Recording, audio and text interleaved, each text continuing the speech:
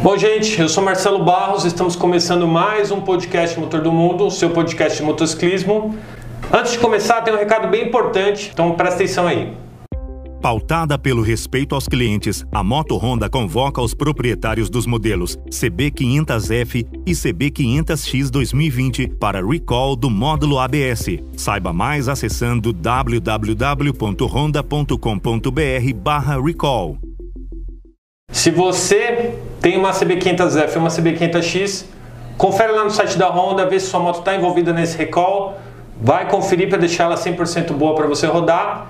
Eu sou muito fã da CB500X e eu quero saber do meu convidado aqui, o Odair, que é da Honda. Qual delas você prefere? Já quebrando o protocolo aqui e começando com pergunta. Bom, primeiro, obrigado, Marcelo, pelo convite. Aí é uma grande oportunidade, um prazer estar com você e com toda a audiência que acompanha o Motor do Mundo. Respondendo diretamente sua pergunta, eu vou de X também. Vamos nesse rolê junto. Já gostei dele, hein? Já gostei dele. A gente é CB500X aqui. E começando agora, oficialmente aqui, uma entrevista para mim super importante, uma marca gigantesca no Brasil, com uma história linda. Minha primeira moto foi uma CG, 1997, e eu quero que você se apresente, porque muita gente sabe o que é a Honda, sabe das motos da Honda, sabe todas, olha pra rua, tá cheio de moto da Honda, mas não sabe muito de quem está por trás dessa operação que é gigantesca no Brasil. Já tive a oportunidade de ir na fábrica, por exemplo, vi aquela estrutura insana. Então, por favor, se apresente, Odair. Fale o que você faz dentro da Honda, fale das suas responsabilidades nessa gigante, né, do mundo da moto, não só brasileiro falando, né, a nível mundial. Se apresenta para quem está ouvindo a gente, porque eu gostaria muito que as pessoas entendessem um pouquinho mais do que acontece nos bastidores. Legal. Bom, meu nome é Odair Dedicação Júnior, eu sou gerente de marketing da Honda Motos. Eu estou na empresa aí, vai fazer 20 anos já o ano que vem, então já faz um tempinho que eu cheguei, né? E no meu dia a dia eu toco aí junto com um time de 20 pessoas ao todo, né?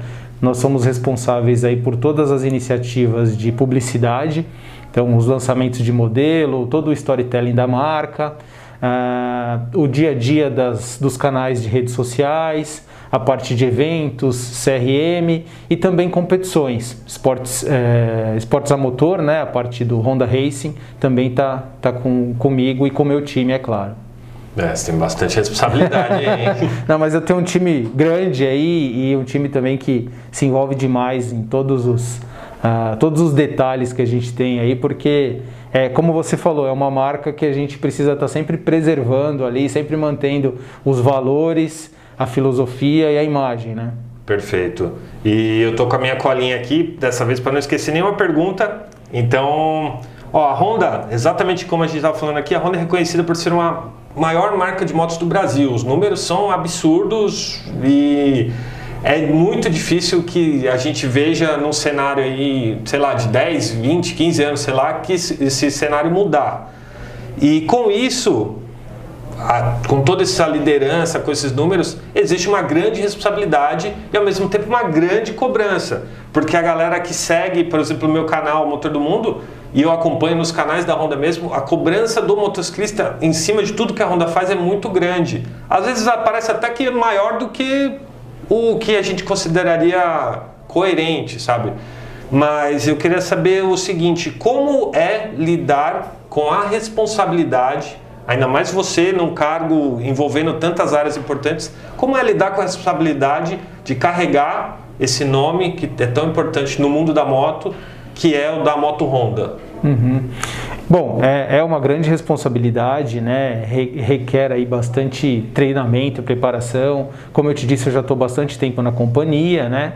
E acho que a grande pressão é justamente por essa liderança, né? Esse ano a gente completa 50 anos e é uma liderança conquistada e que a gente se mantém, e todo dia o nosso trabalho aqui é fazer melhor do que o que a gente já fez antes, né? Isso é muito comum para quem compete, né, de motocicleta, de automóvel, até pegando uma campanha recente aí de CBR, né, é o Beat Your Best. Então a gente está o tempo inteiro inquieto com essa liderança para não se acomodar e não deixar as coisas acontecerem de maneira natural, né? Então a Honda está sempre olhando para o mercado, ouvindo os clientes, analisando as tendências e sempre trazendo o que há de melhor e de mais seguro, de mais tecnológico para o mercado. Então a gente tem que estar sempre ali se superando, né? Nós não temos uma marca para seguir, né? Então a gente tem que fazer ali,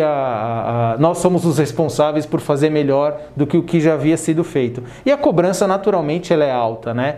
Então a expectativa que as pessoas têm em relação à marca é uma expectativa muito alta. E o reconhecimento também, é uma marca super bem reconhecida em termos de qualidade, em termos de pós-venda, e o nosso trabalho, a nossa pressão é fazer com que isso continue sempre assim, né? Perfeito. Falando de pós-venda, eu tenho a seguinte pergunta aqui, que é: ter a maior rede de concessionárias do Brasil, um país que é o tamanho de um continente, né? É uma loucura fazer qualquer coisa no Brasil. Exige um cuidado extra com os parceiros comerciais, com os concessionários, né? Inclusive, tem gente que acha que a concessionária é a Honda. A concessionária é um parceiro de negócio que tem um acordo com direitos e deveres que ele precisa cumprir. E a pergunta aqui é: o que a Honda tem feito para garantir a excelência do atendimento para os seus clientes, para, mais uma vez, defender esse legado, todo esse nome importante que a Honda tem e vem construindo em tantos anos? Sim. A nossa rede de concessionária é uma grande parceira nesse trabalho que a Honda tem aí, né, nesses 50 anos de Brasil, na popularização do motociclismo, né, da mobilidade em si, né, e no nosso caso através da motocicleta.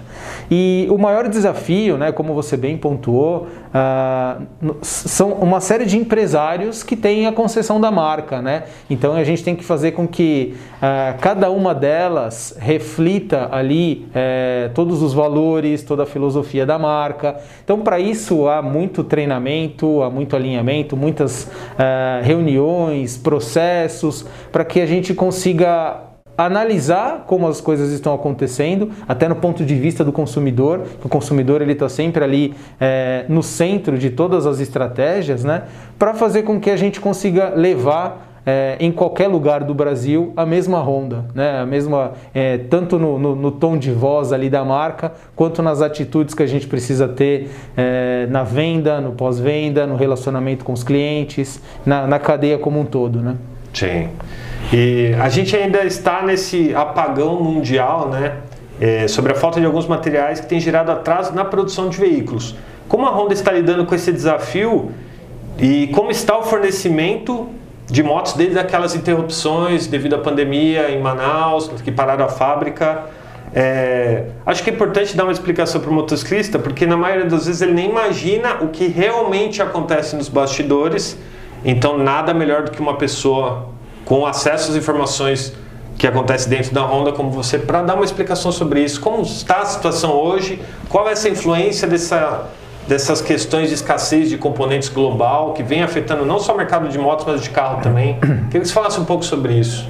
Sim, bom, eu te agradeço essa pergunta, porque esse é um assunto que ele está muito em voga, né, por conta do desequilíbrio que a gente tem hoje entre oferta e demanda, e isso é justificável, né, muito por conta da pandemia, né? Então, o mundo parou por um determinado tempo, né? Então isso não aconteceu só em motocicletas, aconteceu em todos os mercados, e a retomada, há hoje uma disputa muito grande por logística, por insumos, e a gente vê que vários mercados estão sendo impactados, né? Em motocicleta não é diferente, apesar de nós termos uma fábrica em Manaus que é verticalizada, né? Verticalizada onde a gente tem processos fabris, né? Fabricamos roda, bancos, guidão, diferente de montadora que só termina, né, a montagem aqui, mas mesmo assim tem muitos insumos que vêm de fora. Então isso prejudicou a cadeia, né, toda a cadeia produtiva, mas a gente vem trabalhando muito junto aos fornecedores para o plano de produção ele ser cumprido como a gente planejou e para atender os nossos clientes, né. Mas mesmo assim, a pandemia ela alavancou, né, a busca por motocicleta. Então, a gente tem, por um lado, nós temos aí esses problemas de aumentar a produção, essas limitações de aumento de produção, né? E somado a isso, tivemos as paradas obrigatórias por conta da pandemia na nossa fábrica de Manaus, onde nós perdemos 2 meses de produção, né? Então isso faz com que os nossos estoques na rede ainda estejam baixos, né? Mas gradativamente a gente vem recuperando, né? E o mercado também vem respondendo, né? Então é uma coisa que vai demorar um pouquinho mais. Algo que nós prevíamos de resolver num espaço menor, ele teve que se estender por conta até do aumento da demanda da motocicleta durante o período de pandemia e depois até, né? Então, por conta das entregas e de todo o papel aí que a motocicleta assumiu, né, nas entregas e até como uma mobilidade individual, né? Então, para atender esse crescimento e esse backlog que acabou ficando, a gente vai precisar de um pouco mais de tempo. Então, a gente sabe que é muito ruim quando você está esperando a sua motocicleta, quando você quer comprar e não tem, mas a gente pede um pouco mais de paciência para o pessoal aí, que estamos fazendo de tudo para a gente resolver essa questão o quanto antes, exato. Como curiosidade, eu já fui 2 vezes nessa fábrica da Honda de Manaus e a fábrica é absurdamente...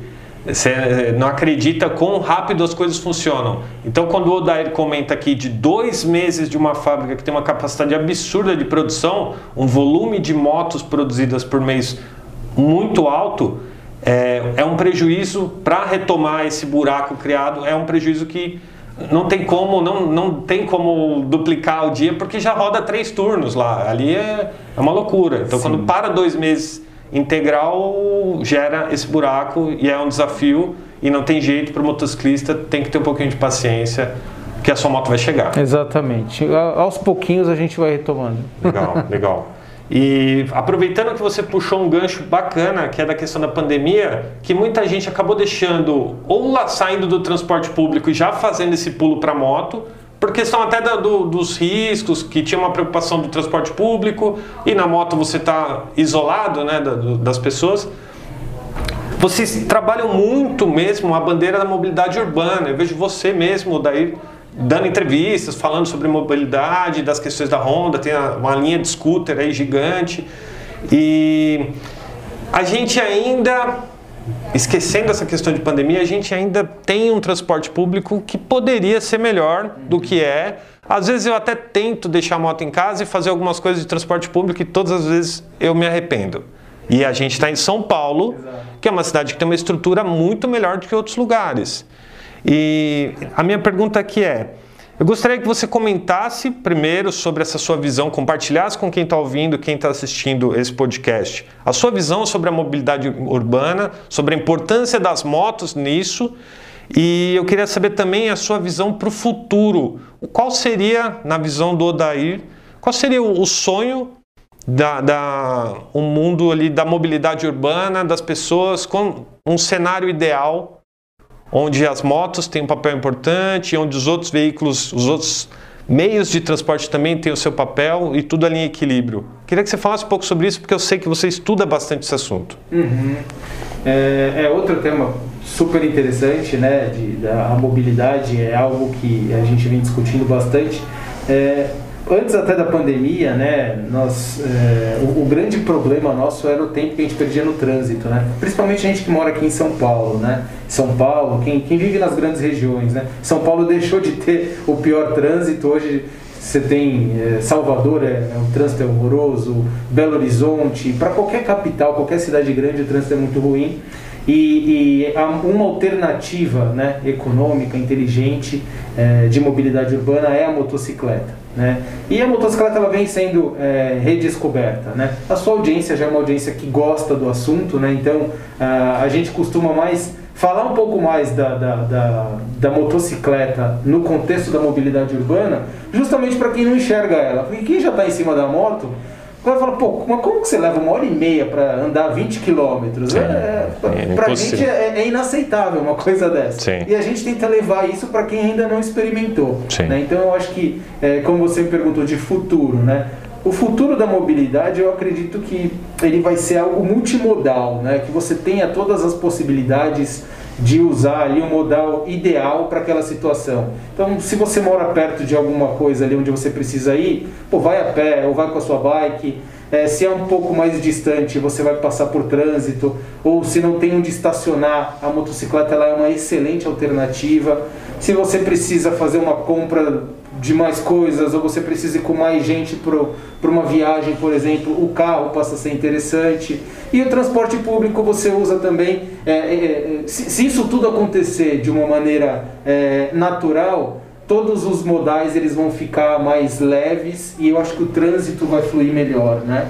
Uma outra coisa que eu acho que a gente tem que considerar que avançou na questão da mobilidade é o trabalho remoto, né? Então, eu acho que a gente também ganhou um pouco, é o lado bom aí desse período de pandemia, que a gente descobriu que tem coisas que você não precisa ir todo dia para o mesmo lugar, todo aquele monte de gente para fazer alguma coisa, né? Sim, perfeito. Isso gera um alívio, acaba gerando um alívio em todo o congestionamento diário. Exato, exatamente. E assim, como que a gente enxerga isso comercialmente, né, para a motocicleta? Quem ainda depende muito desses deslocamentos, a motocicleta acaba sendo uma excelente alternativa, né? É muito mais rápido. Hoje, com a gasolina no preço que está, a gente sabe que a moto ela faz a quilometragem por litro é muito mais tranquila ali do que um carro. E você vê muito o avanço das scooters, né? Que atrai aí aquele cliente que é justamente quem não anda de motocicleta, né? Quem anda de motocicleta, alguns até tem um olhar um pouco meio de lado, fala, pô, isso aí não é moto, né? Scooter não é moto, tá? Eu sei que eu tenho uma scooter aqui, eu sofro bullying da galera, às vezes aqui, né?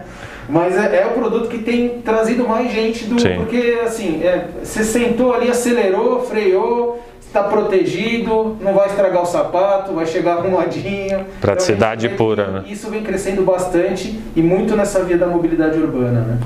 Perfeito. Ainda puxando isso da mobilidade, é legal que eu montei as perguntas aqui, uma está amarrada na outra, né? Então a gente está indo numa corrente bacana aqui.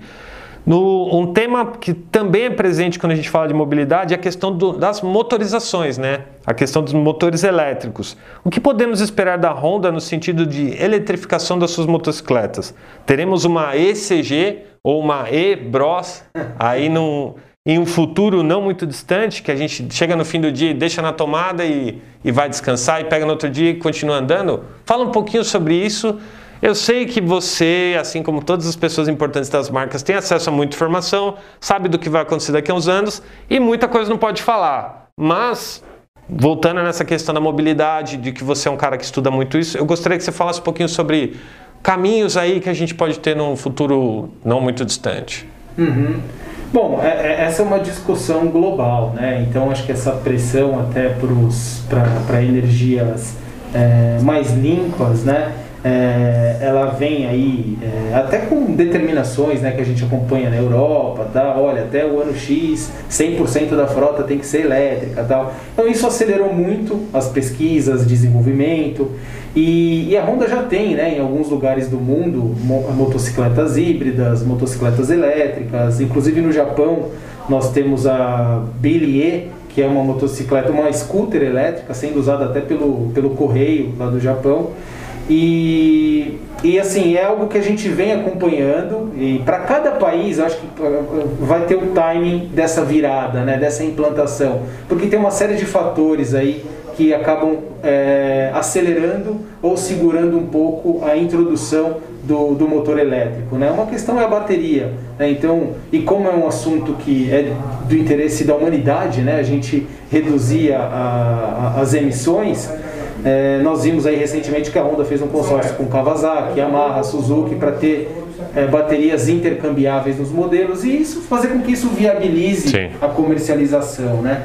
Então a gente acompanha muito esse movimento em termos global, só que a gente sabe que no Brasil tem uma série de outros fatores que precisam ser considerados, né? Então as matrizes energéticas e a própria alternativa que nós temos aqui, né, que é o etanol na nossa linha Flex, que já faz 10 anos que ela está presente no mercado e que também é um combustível aí, renovável, limpo. Então ele dá um pouco mais aí de tempo para a gente nessa questão ambiental, e para poder fazer a virada no momento certo e que o país esteja preparado, inclusive economicamente, né, viável para a população. Porque esse papel nosso de democratização da mobilidade, a gente sabe que precisa ter preço para isso, né? As pessoas precisam ter acesso às nossas motocicletas. E se a gente faz uma virada dessa, fica algo desproporcional, né? Então a gente está acompanhando muito atentamente todo o movimento e no momento certo é uma realidade, né? No mundo inteiro isso vai acontecer.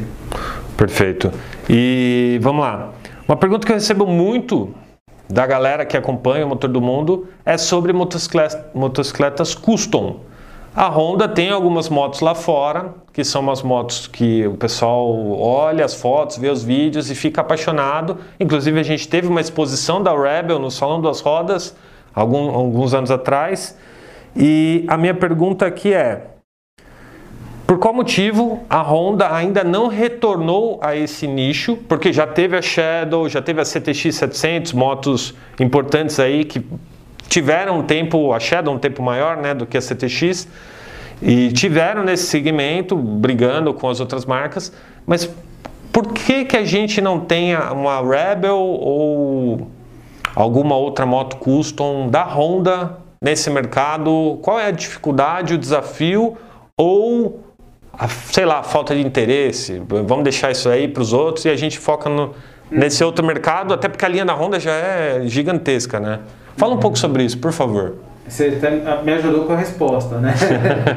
a nossa linha de produtos ela é muito grande, né? A gente, entre as variações, né, de tipo, versão, cor, ultrapassa 100 unidades, né? Então a gente está o tempo inteiro olhando para o mercado para ver quais são os modelos que teriam uma maior aceitação, teria escala, para a gente introduzir no nosso line-up, né? De fato, existem modelos maravilhosos, né, sendo comercializados lá fora, até muita gente da própria Honda gostaria de ter aqui para comprar, né?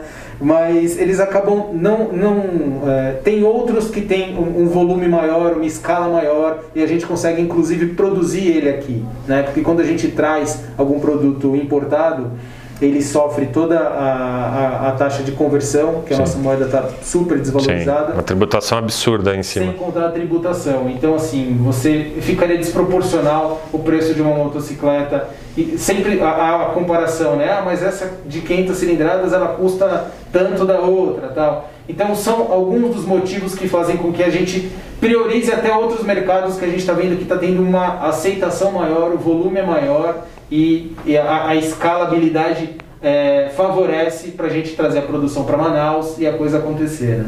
Entendi. São muitos desafios, né? E de novo, né, uma empresa do tamanho da Honda não dá para ficar meio aventureiro. Ah, não, vamos colocar aí e tá tudo certo, né? Porque para rodar algo é um planejamento, envolve muita gente, né? E você precisa você introduz o modelo, ele precisa ficar um tempo, você tem que ter peça de reposição. Sim. Então, são vários fatores. Tem que dar certo, não dá pra... E tem muita coisa bacana, né? Você falou das customs, mas tem Monkey, que é legal demais, tem Super Cub, tem coisa que você fala, puta, porque a gente precisa trazer para o Brasil e tal. Sim. Né? Mas uma coisa eu te garanto, tudo a gente estuda. Fala assim, pô, vamos ver se... Vamos tentar viabilizar, né? E o tempo inteiro a gente está vendo. E o que eu estou falando para você, ó, a gente não trouxe até agora. Mas daqui a pouco a gente pode sentar ali e falar, ó, fizemos um estudo, o cenário aqui, mudou. O modelo tal, exatamente. Perfeito. Então, paciência. Para quem está ouvindo, para quem está assistindo, paciência, vamos torcer para o cenário ficar melhor. E eles trazem as custom, aquela CB350 RS lá, lindíssima, que tem na Índia, por exemplo. Legal. E então, paciência, meu povo, vai dar certo. Mas vamos lá agora, continuando aqui mais uma pergunta. Para que as pessoas usem as motos por muito tempo, elas precisam usar corretamente, com segurança. Isso é meio óbvio, mas ainda tem muita gente que não entende isso.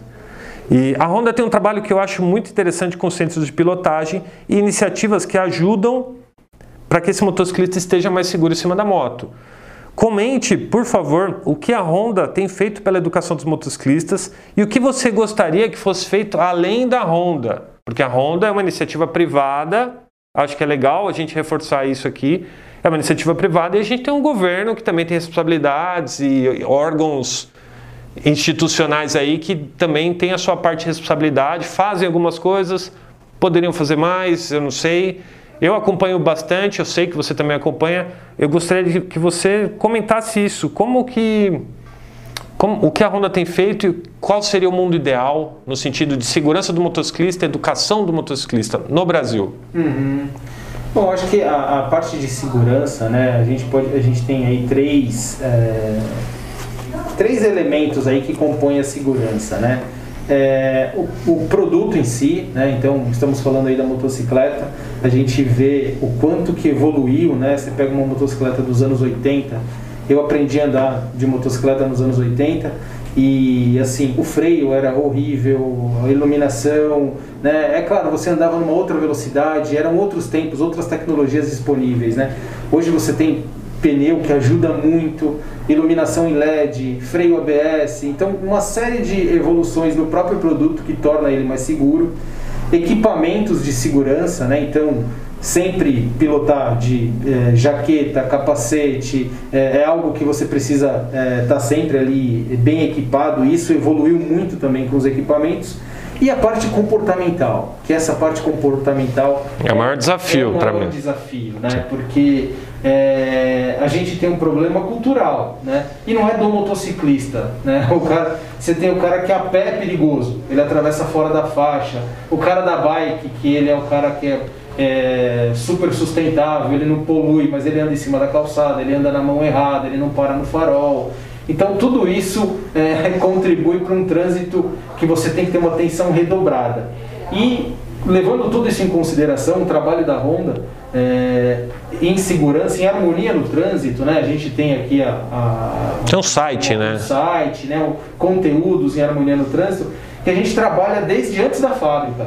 Em 1970 começou essas visitas itinerantes para falar de segurança, porque você precisa preparar, né, a pessoa para o trânsito e o trânsito para receber a motocicleta, né? E cada modal ali tem as suas limitações, o seu espaço, e isso precisa ser discutido. Então a gente começou lá em 1970, em 1998 a gente abriu o primeiro centro educacional de trânsito Honda em Indaiatuba. Sim. E ali por ali já passou mais de 300 mil pessoas ao longo dos anos aí, que a gente prepara com dicas de pilotagens, de segurança.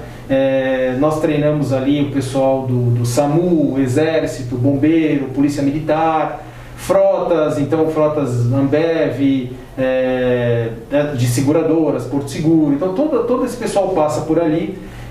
Depois nós abrimos uma outra unidade em Recife, do CTH, e uma em Manaus. Então nós estamos aí na região norte, região nordeste e na região sudeste, para atender de maneira presencial e às vezes até nas empresas, né, com palestras, com conteúdo. E outra frente que vem fazendo com que a gente leve esses conteúdos até para mais pessoas são os meios digitais, né, que ganhou até força na pandemia, onde a gente precisou virar e acelerar um pouco aí essa questão da divulgação desse conteúdo. E aí a gente tem hoje uma websérie, que é o Embaixador no Comando, que o Leandro Melo grava pra gente. Sim. E a gente vai levando aí, todo mês tem um capítulo novo, onde a gente aborda um detalhe, para ajudar nessa questão de quem já pilota, melhorar os skills em pilotagem, e quem ainda não, acompanhe tudo ali que precisa ter, se prepare para enfrentar um trânsito um pouco mais tranquilo, sem aquele peso no ombro, né? Sem tanta tensão, né? Exato. Então a primeira dica aí acompanhe esses vídeos. Eu já falei nos canais Motor do Mundo sobre o site Harmonia do Trânsito, falei sobre a questão dos treinamentos do CTH. Ele está com a gente ainda está nessa fase da pandemia, os cursos presenciais ainda estão interrompidos. Lembrando que a gente está em novembro de 2021. Muitas vezes as pessoas vão assistir a entrevista daqui a 3 anos e vai saber como está o mundo quando você estiver assistindo isso. Então a gente está em novembro de 2021, a gente ainda tem umas restrições de realização de ações de educação. Eu já fiz curso no Centro de Treinamento de Indaiatuba, foi junto com o pessoal do SAMU, então isso que ele está falando eu vi presencialmente. É um trabalho que o pessoal, os profissionais ficam encantados porque melhora muito a pilotagem deles e ajuda eles no trabalho. Eu tive a oportunidade de acessar lá e aprender também, então é um serviço que eu acho que é muito bem-vindo para o motociclista brasileiro. Eu espero que abram-se logo esses cursos presenciais novamente, para que mais gente possa ser capacitada e, como a gente estava falando aqui na pergunta, para que fique mais tempo andando na moto, né? Então, vamos trabalhar nas boas práticas e lembrando aqui o que eu sempre falo para quem ouve o Motor do Mundo, para quem vê os canais, curso de pilotagem é um investimento, não abram mão disso e aproveitem todos os canais como Embaixador no Comando, que é essa série que a Honda está proporcionando, para aprender o máximo possível. Quanto mais a gente aprende, mais a gente domina a moto, mais a gente curte, mais qualidade de vida tem, né? Isso aí. E agora vamos sair das ruas e vamos para as competições, porque a história da Honda está muito amarrada com a história das competições. E a gente está no Brasil, o esporte a motor ainda não tem tanta visibilidade quanto o famoso futebol. A gente sabe que isso atrapalha um pouco a questão dos pilotos, a questão de quem quer ter uma carreira nisso, quem quer investir parte do seu dinheiro para promocionar ali, para apoiar o esporte. É uma série de obstáculos culturais até, que atrapalham um pouco isso. Mas a Honda é uma das únicas marcas aí, das poucas marcas que tem um investimento pesado em competição, desde sempre, né? Quantos anos já de competição que a Honda está participando no Brasil. E eu queria que você falasse um pouco sobre a questão das competições, a importância das competições para o lado comercial, o lado produto. Ainda vale aquela máxima de ganha no domingo, vende na segunda? Dá uma geral pra gente. Muita gente talvez não acompanha tanto, por mais que eu fico empurrando lá pra galera acompanhar competições, né, nos meus canais. Fala um pouquinho sobre isso, da importância das competições para a Honda, por que ela ainda acredita que isso aí é essencial, que o esporte é bom de uma maneira geral aí para o Brasil, né? Bom, as competições, né, elas estão aí no DNA da marca, né, o Racing Spirit, né, nós temos aí uma frase do Soichiro Honda que ele falou, sem competições não há Honda, né, então isso tá ligado até a primeira competição oficial da Honda, que inclusive foi no Brasil, foi em São Paulo, né, no quarto centenário. Nós tivemos uma prova oficial, onde tivemos aí muitas limitações, né, e mesmo assim chegamos numa posição, se não me engano, em 7º lugar, né, na corrida. Mas isso fez com que o nosso fundador ali olhasse para a competição e falasse, poxa, é aqui onde vai ser o laboratório, né? Aqui a coisa não pode dar errado e eu vou estar sempre trabalhando para melhorias. E isso acabou entrando, é um legado que ele deixou, que a gente coloca em prática até hoje, né? O Racing Spirit. E as pistas, elas são aí verdadeiros laboratórios, né? É de lá que a gente extrai aí toda a tecnologia para os produtos. A CBR1000 RRR é uma variação aí da moto do Marx, né? Então muita tecnologia de lá vem para a motocicleta e a gente tem esse ganho para o consumidor final. E além dessa oportunidade que nós temos de testar o produto em condições extremas e pelos melhores pilotos, né? Ou seja, ali tudo que a gente está colocando ali de energia, a gente vê o que o produto precisa ser melhorado. E em contrapartida, isso é entretenimento, né? Isso é uma coisa muito bacana para a marca. Então, para os fãs, para quem não acompanha ainda, as competições, elas são muito, muito bacanas, são muito interessantes. E não tem, né, e nunca vai chegar ao futebol. O futebol, uma bola de futebol é muito barata, campo de futebol pode ser em qualquer lugar, então a gente nunca vai chegar nem perto disso. Mas o que é interessante hoje é que você pode levar um conteúdo de qualidade, um entretenimento, de outras maneiras. Como a gente está levando esse podcast aqui, né? Então, no canal do YouTube. Então, hoje a gente está levando cada vez mais, através das redes sociais e desses canais digitais, as competições, para que isso popularize e que a gente consiga também contribuir para o motociclismo nacional, que aí entra o papel da Honda Brasil, que há mais de 40 anos ela apoia o esporte aqui, né? Além dos times oficiais, apoiando os campeonatos, né? Como, por exemplo, o campeonato de moto velocidade, onde a gente nesse ano focou nas categorias de base, com a Junior Cup, com a Copa Pro Honda 650. Então aí é um compromisso nosso para que o esporte ele ganhe essa robustez, ele atraia inclusive outras marcas que são relacionadas ao motociclismo e até quem esteja fora disso, para que a gente consiga fazer com que o esporte brasileiro fique forte. e os nossos pilotos alcancem aí notoriedade de maneira internacional, como a carreira do Eric Granado, que a gente vem apoiando internacional, e do Bruno Crivelin, né? Então, e a gente espera que muitos outros Erics e Brunos a gente forme ao longo dos anos. Sim, bacana. E as principais categorias, se eu não estou enganado, são moto velocidade, motocross, rally e enduro. Exato. São as principais que a Honda está forte ali, participando com pilotos, com equipes. Oficiais, exatamente. E então, Odair, para finalizar, eu gostaria de falar aqui o que ninguém nunca te perguntou, que com toda essa sua bagagem de 20 anos de Honda e como motociclista, que você falou que também anda com o seu scooter, o que você gostaria de falar? Eu queria que você deixasse aqui um recado final.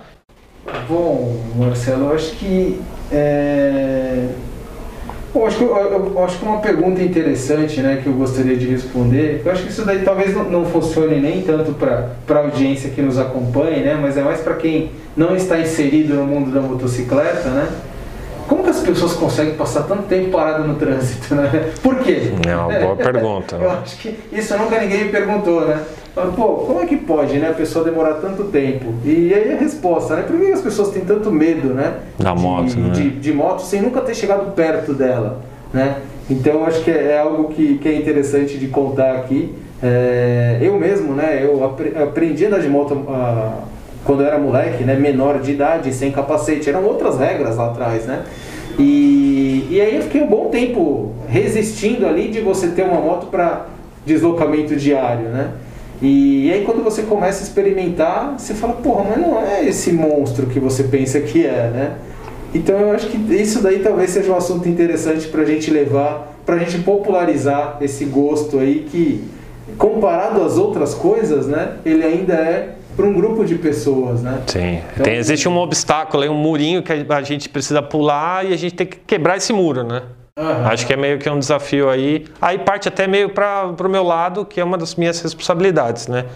Dizer que a moto é bacana, que é segura, que se você fizer a sua lição de casa, que é o curso de pilotagem que eu já falei aqui, e eu falo 200 mil vezes, que esse receio desse primeiro momento é uma bela besteira. Então, se essas são as suas palavras finais, quero que você dê o tchau para quem está ouvindo no podcast. Quero te agradecer demais, Odair. Marcelo, eu que agradeço a oportunidade, esse bate-papo bacana que a gente teve, e agradeço também a todos que acompanharam aí o Motor do Mundo, a nossa entrevista, e deixo o convite para quem ainda não acompanha a Honda nas mídias sociais, entra lá, siga a gente, acompanhe o Honda Racing também e tudo que acontece nas competições de motocicleta pelo Brasil, tá bom? Muito obrigado novamente e até a próxima. Valeu, Odair. Valeu você que ouviu esse episódio até aqui. Estamos finalizando mais um Motor do Mundo, o seu podcast de motociclismo. Siga a gente também nas redes sociais. Até a próxima.